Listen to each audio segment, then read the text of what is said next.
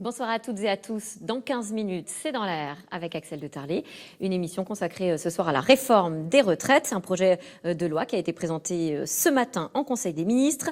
Quant au mouvement de grogne, il se poursuit aujourd'hui malgré des divisions au sein des syndicats, notamment entre la CFDT et la CGT. Alors, le gouvernement a-t-il remporté la partie? Qui sont les perdants et les gagnants de cette réforme? Axel de Tarlé et ses invités répondent à toutes vos questions. C'est dans l'air, c'est dans un quart d'heure. Mais tout de suite, c'est-à-dire.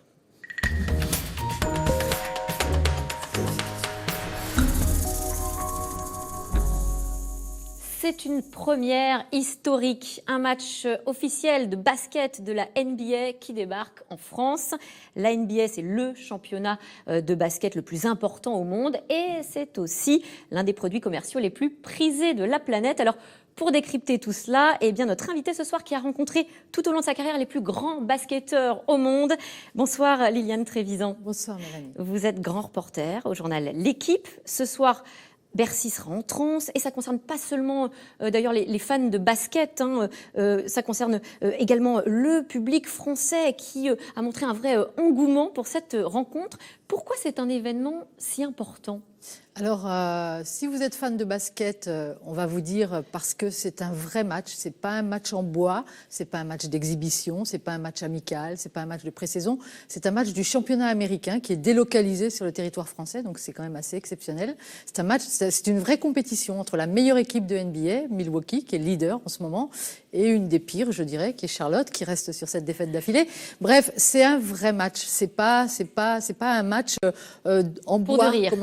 comme on a tendance à le dire. Et si on est plus béotien ? Alors, si on est plus béotien, eh bien, on entend NBA. Et NBA, alors même si vous ne suivez pas le basket assidûment, vous savez tout ce que c'est. C'est la plus grosse ligue sportive du monde. La NBA, c'est une armée en marche, c'est une arme de guerre.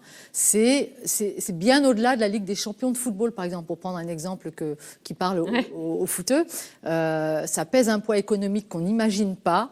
C'est une machine puissante et c'est la première ligue sportive du monde. On va revenir sur ce poids économique, juste sur le show également de ce soir. Il faut dire que ce sont des shows à l'américaine, c'est plus que du sport. On est sur une mise en scène spectaculaire. Tout à fait. Donc la NBA, quand vous entendez ça, c'est un univers qui est fantasmé et fantasmagorique. Et c'est vrai que la NBA, ce n'est pas qu'un match de basket. Depuis des années, et ça a été sa grande force, elle a compris qu'il fallait offrir de la distraction aux gens. Donc quand vous allez sur un match NBA, vous participez au show, en fait. Il y a effectivement, donc les messieurs le savent parce qu'elles sont souvent quand même triées sur le volet, les troupes de danseuses, les cheerleaders, qui sont assez fantastiques, il faut le dire, qui sont des pros, qui travaillent, qui s'entraînent régulièrement, qui font des exhibitions, qui sont l'image de marque de l'équipe qu'elles défendent. Il y a les mascottes qui sont à elles seules des attractions parce qu'elles interagissent. Il y a beaucoup d'interactions dans un match NBA. C'est la base un petit peu de l'animation. Les mascottes vont dans le public, elles chahutent le public, elles embêtent les arbitres, elles vont mettre le cirque à la table de marque, enfin donc voilà. Et il y a aussi les écrans géants. Alors vous avez des écrans géants et des caméras qui se baladent partout et le public est amené à jouer. Alors il y a des jeux, on vous demande par exemple quand c'est la kiss cam, d'embrasser votre voisin ou votre voisine, c'est selon.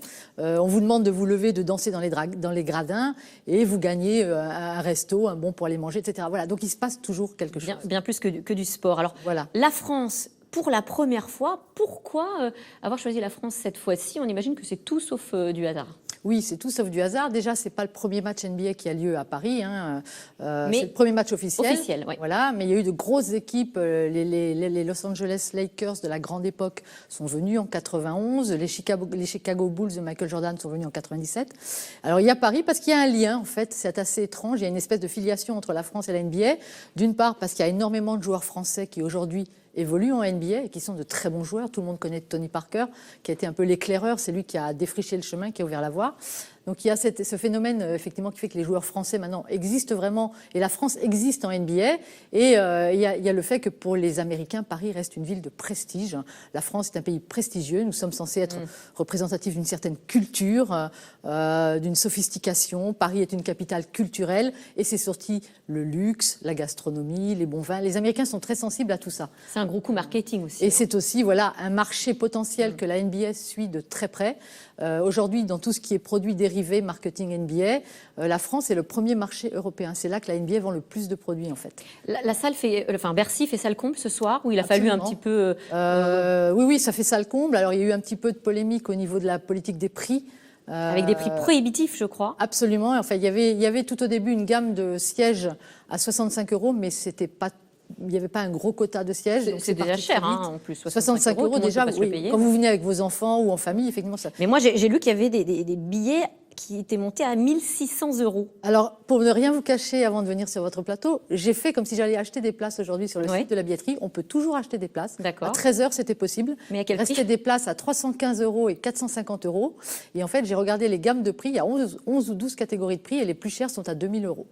2 000 €, vous êtes assis au bord du terrain, c'est un statut de VIP. Enfin voilà, 2 000 € le siège quand même. C'est énorme quand même. Voilà, c'est monstrueux. Quand on parle basket à des néophytes comme moi, on pense évidemment aux joueurs américains comme Michael Jordan, beaucoup moins aux joueurs français. Alors vous citiez Tony Parker, effectivement, qui a défriché un peu. Mais ce soir, on va voir jouer des joueurs français. Les joueurs français sont très actifs dans le basket ?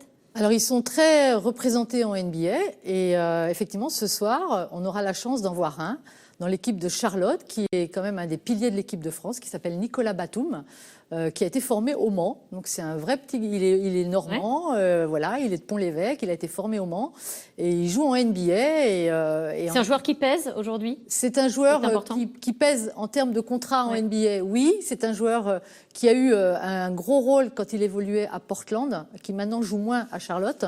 Mais ça reste un joueur français de référence en NBA, oui. Pourquoi ce déficit d'image en France ? Parce que quand on en parle autour de nous, il n'y a pas tant de personnes, à moins d'être vraiment grands fans de basket, qui connaissent ces joueurs.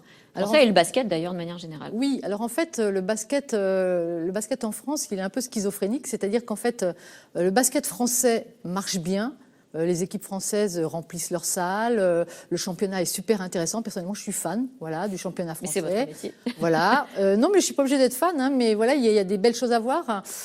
C'est plutôt pourquoi bien ce déficit organisé. par rapport au foot ? On voit des stars comme Kylian Mbappé, Neymar, qui sont tellement plébiscités par les jeunes, mais le basket, c'est plus. Vous venez de le toucher du doigt. Neymar et Kylian Mbappé, ça joue en France, ça joue à Paris. Ah oui. Vous pouvez aller les voir, vous prenez un billet au Parc des Princes, vous allez les voir jouer. C'est plus concernant. Alors que les meilleurs joueurs français, vous ne les voyez pas, ils jouent en NBA. Si vous voulez les voir, les matchs, c'est 3h, 4h du matin. Donc si vous ne bossez pas le lendemain, libre à vous de vous lever et de regarder les matchs en direct. Sinon, vous êtes obligé d'acheter un pass NBA. C'est possible aujourd'hui. Et vous pouvez voir les matchs. Et comme la NBA n'est pas idiote et qu'elle se rend compte que ce décalage horaire pose problème en termes de visibilité pour la France, notamment pour les joueurs français, elle a décidé cette année de mettre des matchs à des horaires avancés aux États-Unis, que vous pouvez donc voir en France à des heures raisonnables, c'est-à-dire entre 20h30 et 23h. Donc petit à petit, quand même, on rattrape ce déficit de notoriété. Évidemment, grande star, grand joueur parmi tous les joueurs, Michael Jordan. Vous avez rencontré personnellement Michael Jordan, vous étiez plus jeune journaliste, et vous dites que c'est une rencontre à part. Je crois que le premier contact a été un peu houleux. Avec lui. On peut dire ça comme ça, oui. Quand je l'ai rencontré, en fait, il n'était même pas encore champion NBA, puisque son premier titre était en 91. Et par contre, c'était déjà une icône mondiale. C'est difficile à imaginer, mais c'était une déferlante mondiale au point de vue sportif, économique, business. Il était déjà lancé quand même, même s'il était encore joueur. Et effectivement, quand je l'ai rencontré à Paris, à l'Intercontinental, je devais avoir une interview calée par Nike, qui est quand même son sponsor, c'était à l'époque son sponsor principal. Et Nike nous avait dit, c'est fait, vous l'avez clé en main, c'est prévu. Sauf que quand j'arrive et que je vois Jordan, lui me prend de haut et me dit, ah non, c'est hors de question, je vous donne pas d'interview, j'ai pas que ça à faire. Et je lui dis, mais Nike et tout ça, je fais ce que je veux. Nike décide, mais Jordan fait ce qu'il veut. Voilà. Et donc on s'est un petit peu chauffé. Et à un moment, il m'a mal parlé. Enfin, j'ai trouvé qu'il était arrogant. Il m'a hurlé dessus presque en me disant, est-ce que vous pouvez comprendre que dans la vie, j'ai mieux à faire que de répondre aux questions des journalistes. Et finalement, vous êtes revenu le lendemain. Voilà, je lui ai répondu et donc il est redescendu de 2 tons. Et puis il m'a dit, revenez demain, je vous donne ma parole. Aujourd'hui. Voilà. Et donc. Vous l'avez vu le lendemain. Et je l'ai vu le lendemain et il a été absolument adorable, intéressant. On a eu une interview très dense. Ça valait le coup donc ça valait tenir un petit peu tête. Absolument. Un pronostic quand même pour ce soir, vous serez au match. Oui, je serai au match. Alors écoutez, je vous laisse deviner, Mélanie. D'un côté, une équipe qui reste sur une série de 7 victoires, qui est en tête de la NBA, et de l'autre, une équipe qui reste sur une série de 7 défaites et qui se bat. Alors, je prends peut-être la première Voilà, donc équipe. Vous pensez comme tout le monde que Milwaukee va gagner. Ouais. Et il y a de grandes chances qu'effectivement Milwaukee soit effectivement le vainqueur de ce match. Oui. Maintenant, le contexte est très particulier. Les joueurs sont partis faire du shopping, du tourisme, etc. Donc, c'est l'équipe qui sera un petit peu la plus concentrée, je pense, qui prendra le meilleur départ. Eh bien, merci avec Yann plaisir. Prévisant, et bon match pour ce soir et pour ceux qui y seront peut-être. Je rappelle que vous êtes grand reporter au journal L'Équipe. Tout de suite, c'est dans l'air avec Axel de Tarlé, une émission consacrée à la réforme des retraites ce soir. Le projet de loi a été présenté en Conseil des ministres ce matin. Alors, le gouvernement a-t-il remporté la partie? Quels sont les perdants et les gagnants de cette réforme? C'est dans l'air, c'est tout de suite. Et moi, je vous dis à lundi. Bonne émission à vous.